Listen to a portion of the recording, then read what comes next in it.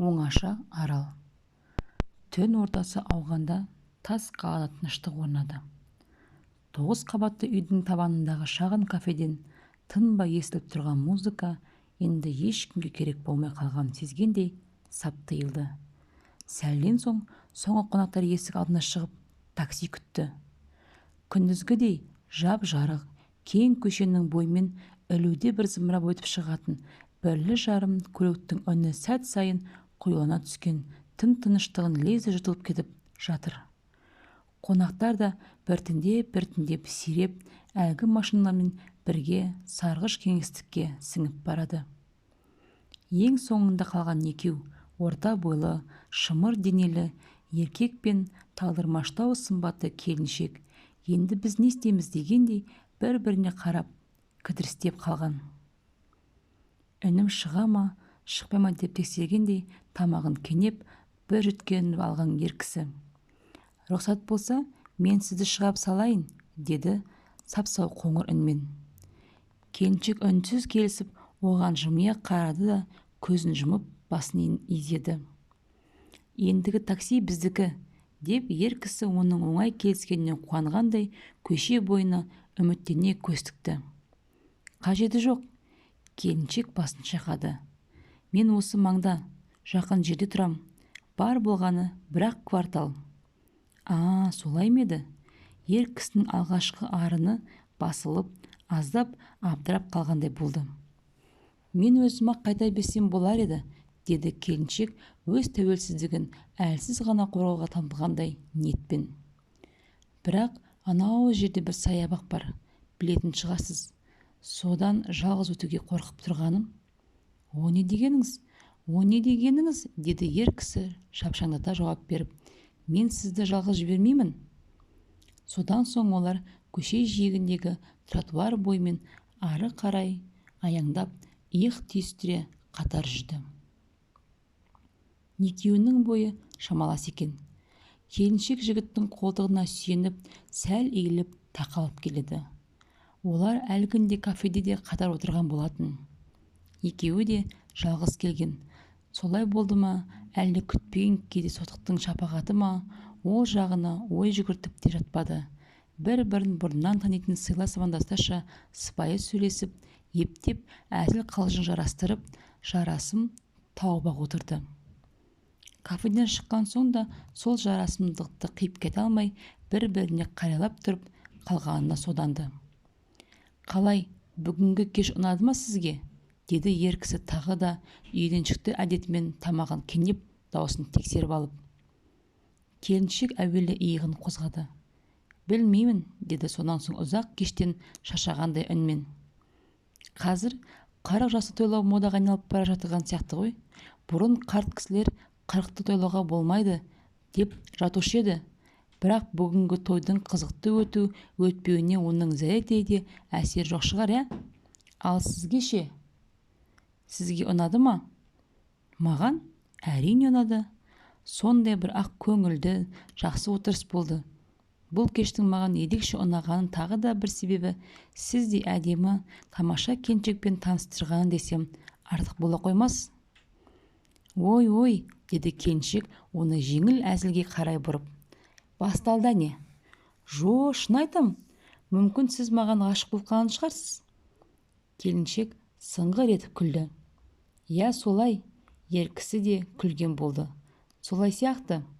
Жоқ, сіз нақтылап айтыңыз, солай ма, әлде солай сияқты ма? Келіншек оны қолынан тартып тоқталып, бетіне күлімсірей қарап жауап күтті. Солай, деді ер кісі бірдемені білдіріп қойып, қолға түсіп қалған сотқар баладай қайта басын шұлғып. Деді келіншек даусын соза таңғалып. Өткінші жаңбыр секілді мұндай қысқа мерзімді махаббаттар сіздің өміріңізде жиі болып тұра ма? Жоқ, деді ер кісі бір түрлі абдырап қалып басын шайқап. Өткінші емес? Деді келіншек даусын құбылтып, көзін төңкере қарап. Мәңгілік пе еді? Кешіріңіз, мен сізді түсінбей қалыппын.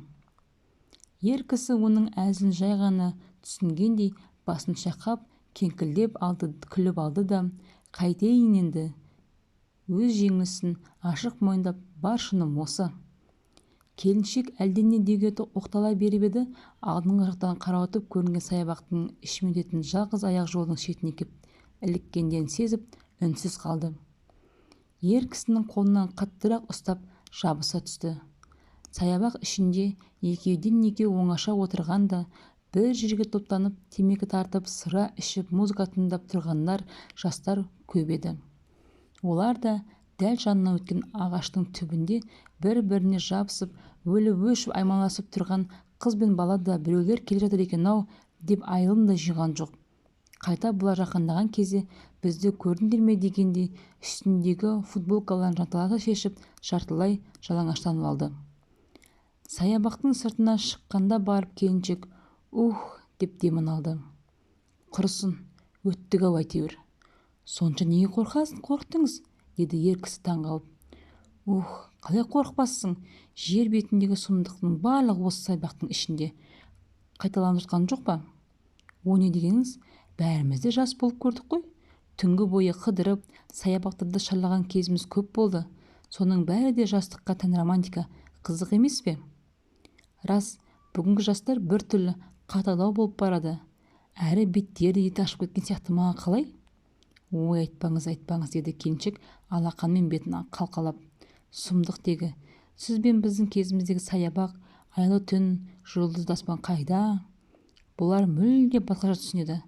Қазір ай дегеніңіз әскери база, жұлдыз дегеніңіз бір-бірімен соғысып жатқан планеталар, ал мыналардың бәрі терминаторлар мен киборгтер болып кеткен жоқ па? Кешіріңіз, сіздің балаларыңыз жас шығар әлі? Иә, деді ер кісі, өзінің де балалары бар екен енді ғана есіне түскендей. Үлкен ұл 6-шы класста оқиды. Мінезі сізге тартқан ба? Қайдам, ол да мыналар секілді аздап сотқарлау сияқты. Бірақ алма өз ағашынан алысқа түспей деуші еді. Міне, келіп те қалдық, деді келіншек 4 қабатты қызыл кірпіш үйдің алдына жеткенде тоқтап. Мен осында тұрам. Шығарып салғаныңыз үшін мың да бір рахмет сізге. Шайға шақырмайсыз ба? Жоқ, деді аяқ астынан мұңая қалған келіншек басын шайқап. Түн ортасында қайдағы шай? Иә, деді ер кісі демін тауса шығарып. Даусында тереңнен қозғалған бір өкініш бар сияқты. Әңгімеміз жаңа ғана жарасып келе жатқан сияқты еді. Оның үстіне бүгінгі түн үкінің мамығындай жұмсақ, тамылжыған, әдемі түн екен. Сіз ақын ба едіңіз? Деді келіншек аздап таңғалғандай болып, басын қасын керіп. Жоқ, менің бүкіл өмірім математика. Әйтсе де, поэзия мен математиканың арасында бір жақындық бар екен рас. Ол қандай жақындық? Баяғыда бір данышпан кісі айтты ғой, поэзия дегеніміз тапқырлық, ал математика ойлылық деп. Жүріңіз, анау сәкіге барып отырайық, деді келіншек. Аяғыңыз талған шығар. Олар қараңғыда абайлап басып келіп, аулада өсіп тұрған 3-4 талдың түбіндегі арқалығы жоқ жарымжан аға шәкіге тізе бүкті. Ал енді әңгімеңізді жалғастыра беріңіз. Келіншектің даусынан ойнақы бір наз естілді. Деді ер кісі, ернін жымықыра ойланып. Енді сізге не туралы мен айтсам екен? Жаңағы, деді келіншек, жұп-жұмсақ алақанын оның қолына қойып, поэзия мен математика туралы айтыңыз. Ой, қайдағы поэзия, деді ер кісі өз-өзінен қысылып. Жұп-жұмсақ алақанның жылуы қолынан өтіп, жүрегіне жетіп жатқан тәрізді. Мен қарапайым ғана математикпін, ақын да, жазушы да емеспін ғой. Дегенмен бүгінгі түн көңілімді толқытып, өз қиялымда оянғандай таңғажайып бір аралдың бейнесіне көз алдыма әкелгендей. Қызық екен, ол қандай арал? Білесіз бе, оны арал бейнесіндегі адам не болмаса адам бейнесіндегі арал деп айтуға болар еді. Бұл ой ер кісі мүдіріп қалды. Бұл қиял тағы да мүдірді. Бұл арман менің кеудемде баяғыда оянған. Оны сізге қалай бейнелеп, қалай жеткізсем екен? Түсіне алмайсыз дейсіз бе? Жоқ, түсінесіз, әрине түсінесіз. Түсінгенде қандай, бірақ соны қабылдай аласыз ба, жоқ па, сол жағын біле алмай дал болып отырғаным. Олай болса, айтпай-ақ қойыңыз. Жоқ, деді ер кісі басын шайқап күлімсіреп. Оны сізге айтуым керек. Басқа ешкімге де емес, тек сізге ғана айтуым керек. Ол өз қолының үстіне қойған жып-жылы, жып-жұмсақ алақанның сыртынан екінші қолмен аялай сипап әңгімесін жалғады. Білесіз бе, апырай, қай бассам екен? Білесіз бе, бүгінгі мынау астан-кестен аласапыран тіршілік бәрімізді шаршатты емес пе? Иә, қажытты ғой. Содан соң әлгі күнде қайталана беретін үй жұмыс үй деген жаттанды маршруттан да мезі боп әбден жалықтық. Баяғыда жастау күнімізде бұл дерт онша сезіле қоймаушы еді. Ол кезде сірә жүйкеміздің арқауы әлі босамаған мықты кезіміз болса керек. Кез келген отырыс, кез келген басқосуда құрыс-тұрысымызды жазып, іштегі шиерімізді тарқатып жүре беретінбіз. Бір-бірімізге деген әлсізіміз де, зілсіз, күлкіміз де кірбіңсіз еді. Ал қазір мүлде басқаша болып кетті бәрі де. Кеше ғана бірге жүрген дос-жаран, жолас-жораның бәрі бір ай, бір кедей. Біріне менің қолым жетпесе, енді бірі менен жүздесуден қорқынып сырт айналып кетеді. Сөйтіп жүріп Құдай-ау, бай-байды, кедей-кедейді күндейді. Сенесіз бе, менде қазір адал дос, ақ көңіл жолдас қалмады. Кей күндер жұмыстан шығып, көше-көшені кезіп ұзақ қыдырамын. Алғашқыда дәл осылай беймәлім бағытпен, беймәлім мақсатпен жүре берсем, әйтеуір бір күні қарсы алдымнан мені іздеген беймәлім бір жұмбақ адам жолға кететіндей көрінетін. Бірақ өкінішке қарай, оның бәрі де бос әурешілік болып шықты. Шынтуайтына келгенде, көше-көшедегі адам ағыстың ішінен басқа біреуді емес, тап өзімді іздеп жүргенімді ұқтым. Сіз романтиксіз, деп жымиды келіншек. Романтиксіз? Иә, біздің бәріміз де белгілі бір дәрежеде романтикпіз. Сіз айтқандай, әлі ешкім ашпаған, адам аяғы баспаған аралды аңсайтындар қаншама, бірақ ондай арал қалмаған болар жер бетінде. Амал қанша, сол баяғысынша ағыл-тегіл адам ағыстың арнасымен сіз де қалт-құлт етіп аға бересіз де қайтесіз. Ер кісі оны ерекше бір мейіріммен ықыластана тыңдап алды да енді ойын жеткізуге асыққандай. Білесіз бе, деді сөзін қызбалана бастап. Білмеймін, деп күліп жіберді келіншек. Ол, деп аз-кем тосылып қалған ер кісі ежелгі әдетімен тағы да тамағын кенеп бір жөткерініп алды. Ол мына сіз. Содан соң орнын ұшып түрегеліп, өзімен бірге келіншекті де қолтығынан демеп тік тұрғызды. Екеуі сүйісетіндей, жандардай бетпе-бет келіп, мұрнын түйістіре қалды. Одан әлде бір шалт қимыл күткен келіншектің демі жиілеп, көзін төмен салды. Қызықсыз, деді ақырын ғана. Мен арал емес, адаммын ғой. Сіз, деді ер кісі де сыбырлай сөйлеп, мен үшін достық, сыйластық, махаббат аралсыз. Міне, мен сізді алыстан көріп асығып жеттім. Мына дүниеде мүлде өзгеріп, жаңаша бір түрге еніп құлпырып сала берді. Ер кісі келіншекті құшағына тартып, еріне сүймек болып еді. Бірақ ол басын алып қашып, қарсылық білдірді. Жоқ, сіздің жүрегіңізде достық жоқ, сізге тек тыныштық керек. Маған сіз керексіз, мен үшін достық та, тыныштық та, махаббат та сізсіз. Жоқ, деді келіншек басын шайқай жымиып. Біз махаббат аралының тұсынан әлде қашан өтіп кеткен ескі кемелерміз. Достық та сол аралдың жағасында қол бұлғап қалған.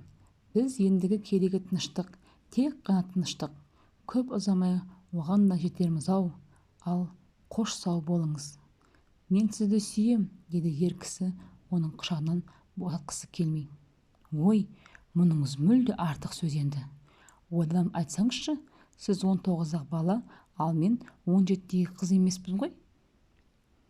Сізге телефон шалып тұруға бола ма? Келіншек иығын қозғады. Қажеті қанша? Деді. Содан соң әлденеге көңілі қалғандай. Мына сіздің дауысыңызды естіп жүруіңізді өзі жеткілікті болар еді. Сонда қалай? Боз баламен бой жеткен секілді бір-бірімізге телефонмен сыр айтысып отырмақпыз ба? Қалай десеңіз де, мен өз қиялымда оңаша аралда жоғалтып алмаспын деймін. Оған алыстан болса да көз салып ынтызар болып жүрудің өзі бақыт.